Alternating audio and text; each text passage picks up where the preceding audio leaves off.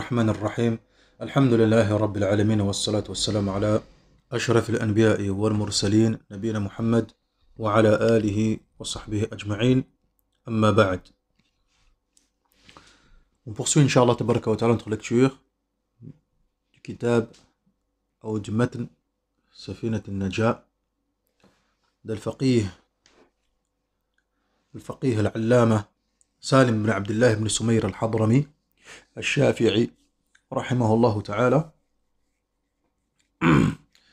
Nous sommes arrivés au fasl concernant النية. قال المصنف رحمه الله تعالى: النية 3 درجات.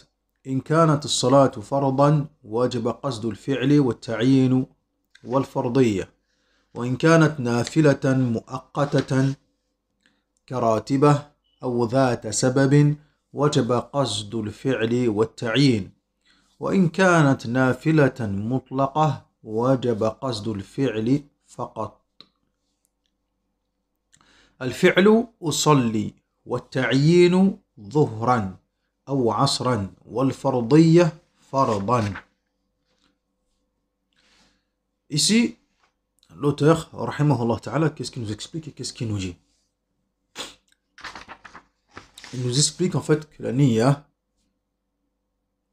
l'intention, la 3 darajat, à 3 niveaux ou 3 degrés. S'il s'agit d'une prière obligatoire, il est impératif d'avoir l'intention, et cette intention doit regrouper 3 éléments: l'acte, al-fi'l, la désignation, al-ta'yin, et le caractère obligatoire de cet acte. Deuxième point, si cette adoration, cette salat, c'est uniquement une prière surrogatoire, mais une prière surrogatoire bien précise à un temps bien déterminé, comme les rawatib par exemple, celle qu'on fait directement après les salawat, ou bien si c'est une prière dhat ou sabab, avec une cause bien précise, tahiyat al-masjid, salat al-istikhara, la prière de consultation, etc. Dans ce cas-là, il faut l'intention de l'acte et la désignation, at-ta'yin. Ensuite, si c'est tout simplement une prière surrogatoire qu'on veut prier lillahi tabaraka wa ta'ala, il faut tout simplement avoir l'intention de l'acte. Il n'est pas nécessaire de désigner et il n'est pas nécessaire de préciser son caractère obligatoire. Qu'est-ce qu'il entend par là en fait? En fait, là, on est toujours sur le point de l'intention. Tamam. Sur le point de l'intention et comment cette intention doit être formulée ou doit être faite, etc. Donc en fait, il n'y a pas de formule particulière pour l'intention. Mais si la personne doit se mettre en condition, c'est comme on a précisé dans le dars précédent, donc lorsqu'il s'agit du fi'l, lorsqu'on parle de l'acte, avoir l'intention de l'acte, c'est-à-dire usalli, je prie. Anal-ansa usalli, je vais prier. At-ta'yin, lorsqu'on parle de désignation, c'est-à-dire quelle salat, quelle prière. Dhuhran ou asran, c'est l'asr, c'est le dhuhr, ila akhirihi, hada huwa la désignation. Ensuite, fardiyya, fardan, cette prière-là, elle est obligatoire. Tamam. Voilà, ça c'est ce qui est mentionné par les fuqaha. Mais encore une fois, il n'y a pas de formule particulière ou bien précise pour barakallahu fikum, pour l'intention. C'est à chacun comme il se met en condition, tout ça. Wa hakada, wa yamshi. Taïb. Ça c'est s'il veut se mettre en condition, si le cœur il est distrait ou autre, etc. Comme on a mentionné dans le cours précédent, walhamdulillahi rabbil alamin. Ici, c'est tout simplement une prière surrogatoire, mutlaqa, hakada. Dans ces cas-là, il n'est pas nécessaire. Yadkhul fi salat, ou khalas, walhamdulillah.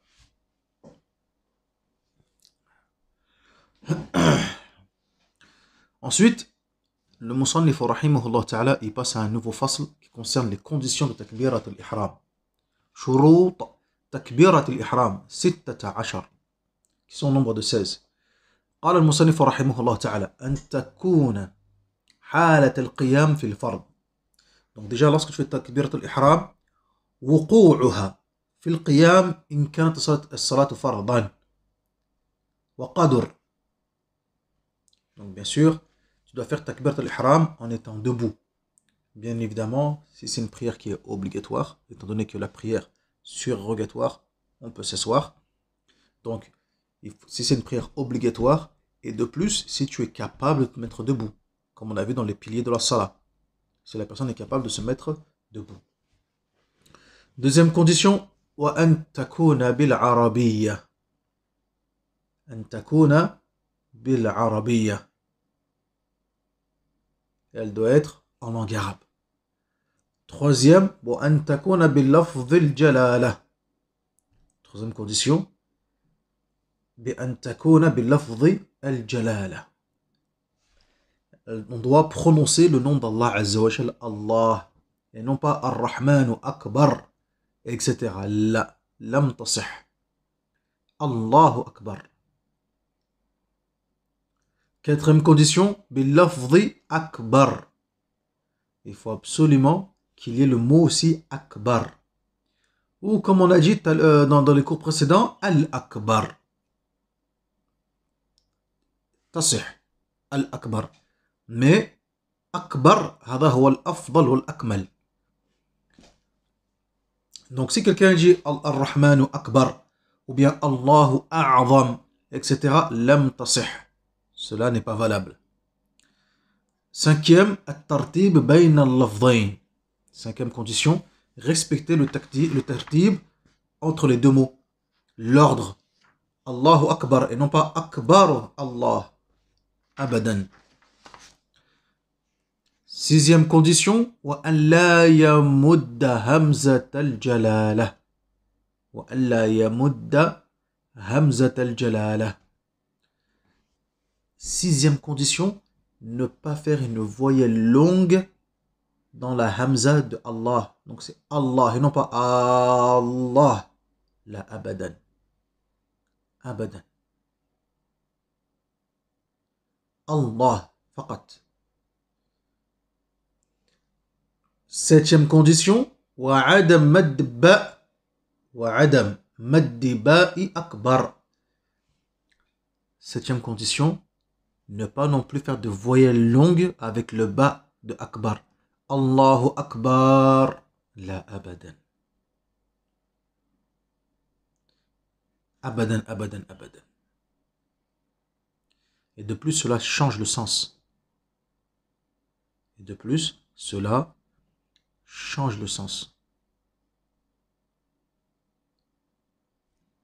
Donc, faut surtout pas dire ça, tu vois. Allahu musta'an.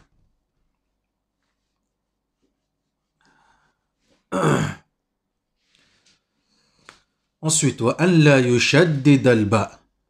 Ne pas mettre une shadda sur le ba.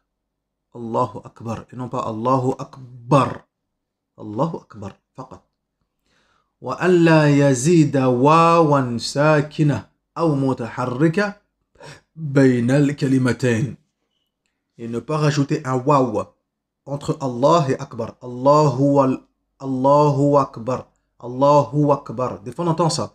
Allahu Akbar. Allahu Akbar. هذا خطأ. هذا خطأ. الله أكبر. Et non pas Allahu Akbar. وأن لا يزيد واوا قبل الجلالة. Et ne pas rajouter un waw avant Allahu Akbar. Wallahu Akbar. Par exemple. Wallahu Akbar. لا. كذلك أيضا هذا خطأ.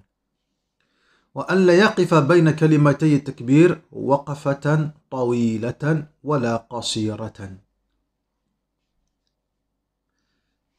Ne pas faire une pause entre Allah et Akbar. Allah Akbar. لا. هذا ما يصح. Si tu t'arrêtes pour respirer parce que tu n'as pas de souffle, Allah Akbar. ما في إشكال. لا بأس. Mais sinon, le fait de s'arrêter volontairement, Allah Akbar, هذا لم يصح. C'est pas bon. طيب.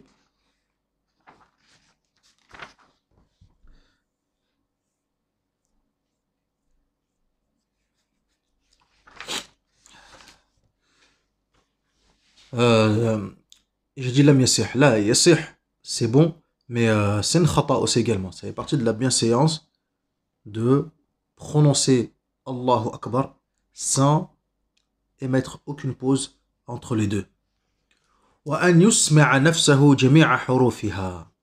Lorsque tu prononces cette parole, donc la 12e condition, que tu t'entendes prononcer le takbir. Allahu Akbar. Donc il faut la prononcer et que tu entendes l'ensemble des lettres que tu prononces. 13e, وَدُخُولُ الْوَقْتِ فِي الْمُؤَقَّتَةِ. 13e condition, l'entrée du temps pour la prière obligatoire à des temps déterminés et l'entrée du temps pour la prière surrogatoire qui doit être faite à un temps déterminé aussi également. Sunnat al-Fajr, on ne peut pas la faire entre le Maghrib et l'Isha par exemple. Tayyib, Jamil. 14e condition, وَإِقَاعُهَا حَالَ الْإِسْتِقْبَالِ. Donc le takbir doit être fait et on est dirigé face à la qibla. وَإِقَاعُهَا حَالَ الْإِسْتِقْبَالِ. 15e condition, وَأَلَّا يُخِلَّ بِحَرْفٍ مِنْ حُرُوفِهَا. Donc 15e condition, طيب, faire en sorte de prononcer les lettres comme il se doit et à chacune de ces lettres donner leurs caractéristiques et leurs attributs. Donc qu'un ra ne devienne pas un rein par exemple, ou bien qu'un kaf ne devienne pas un qaf par exemple, etc. Jamil, tamam. Et enfin, 16e condition, وَتَأَخُّرُ تَكْبِيرَةِ الْمَأْمُومِ عَنْ تَكْبِيرَةِ الْإِمَامِ. Et enfin, 16e condition, c'est que le takbir du ma'moum doit suivre celui de l'imam. Ceux qui sont dirigés, leur takbir doit suivre celui de leur imam, celui de celui qui les dirige. Donc c'est pas un takbir qu'on fait en même temps ou ensemble. Là, قال النبي صلى الله عليه وسلم جعل الإمام ليؤتم به فإذا كبر فكبروا. Donc ici on voit quoi? Le tahqib, le tartib, le suivi.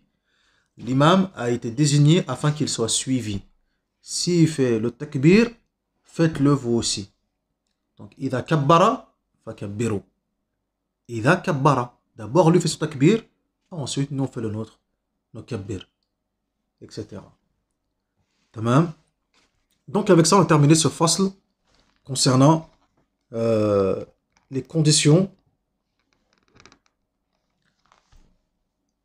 du takbiratu al-ihram. Ensuite, le musannif rahimahullah ta'ala, il vient à un autre fasl qui est très important aussi également, les conditions de surat al-Fatiha. Shurut al-Fatiha. Et naam, car on rappelle que surat al-Fatiha est très importante. C'est un pilier parmi les piliers de la salat. عند الشافعية في المذهب, que ce soit pour l'imam, que ce soit pour celui qui suit, que ce soit pour celui qui prie de façon isolée, que ce soit dans les prières à voix basse, que ce soit dans les prières à voix haute, la budda min qira'ati surat al-Fatiha. La budda min qira'ati surat al-Fatiha. Et certains fuqaha donc ont mentionné que surat al-Fatiha, ce pilier, cette surah, il y a des conditions. Tu la récites, mais il y a une façon de réciter, il y a des conditions à respecter lors de la lecture de cette surah. الفقهاء ils ont mentionné notamment هذا شيخنا الشيخ سالم بن عبد الله الحضرمي رحمه الله تعالى قال شروط الفاتحة 10 10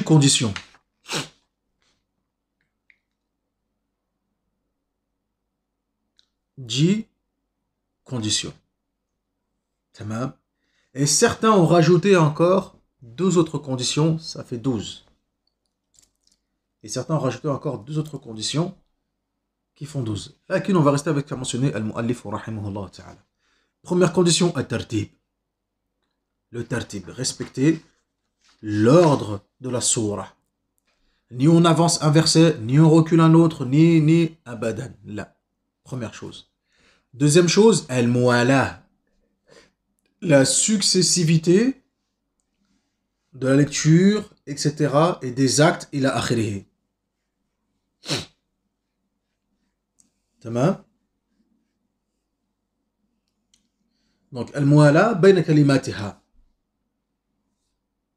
Donc, il ne s'arrête pas, il ne fait pas de pause entre les kalimat, entre les mots, une pause trop longue. Si c'est pour respirer, si c'est pour récupérer, si c'est pour remonter et redescendre, etc. Mais on doit faire suivre al-kalimat. Troisième chose, mura'at hurufiha. Mura'at hurufiha. Donc, bien faire attention dans la prononciation des lettres, de bien respecter les lettres, leurs attributs, leurs caractéristiques, etc. Quatrième, mura'atu tashdidatiha. Respecter aussi également les lettres qui comportent une shidda, une accentuation. Cinquième condition, وأن لا يسكت سكتة طويلة ولا قصيرة يقصد بها قطع القراءة. طيب. Donc, et que lorsqu'il récite Surat al-Fatiha, qu'il ne s'arrête pas délibérément en plein milieu. Donc le premier, c'est respecter l'ordre des mots. On a vu al-muala, etc. Ici, c'est pendant la lecture, il s'arrête à un verset, ou au deuxième, ou au troisième verset, il fait une pause, il ne faut pas que la pause soit beaucoup trop longue. Wala qasiratan yaqsidu biha qata' al-qira'a. Longue ou courte, dans le but de quoi donc? Uniquement de s'arrêter. Hada, c'est pas bon. Par contre, s'il s'arrête, parce qu'il a oublié, mais il veut se rappeler un verset, ou autre, etc., فهذا لم يضر. وقراءة كل آياتها ومنها البسملة. Le fait de réciter tous les versets de Surat al-Fatiha, ومنها, et parmi ceux-ci, البسملة. بسم الله الرحمن الرحيم. اي نعم. لأن عند الشافعية يا إخوان، عند الشافعية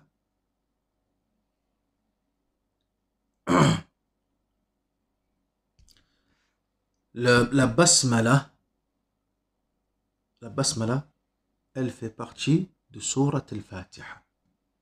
Donc elle doit être récitée à voix haute, comme n'importe quel verset de Surat al-Fatiha. هذا هو المعتمد عند الشافعية. Ça c'est ce qui est connu et c'est la base عند الشافعية, que la basmala fait partie de Surat al-Fatiha.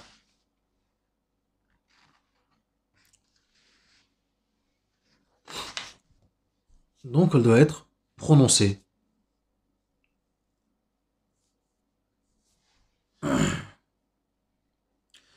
Et comme l'a mentionné également Al-Ramli, Al-Basmala, c'est une sourate, c'est un verset de chaque sourate, excepté Surat Al-Bara, excepté Surat Al-Tawbah.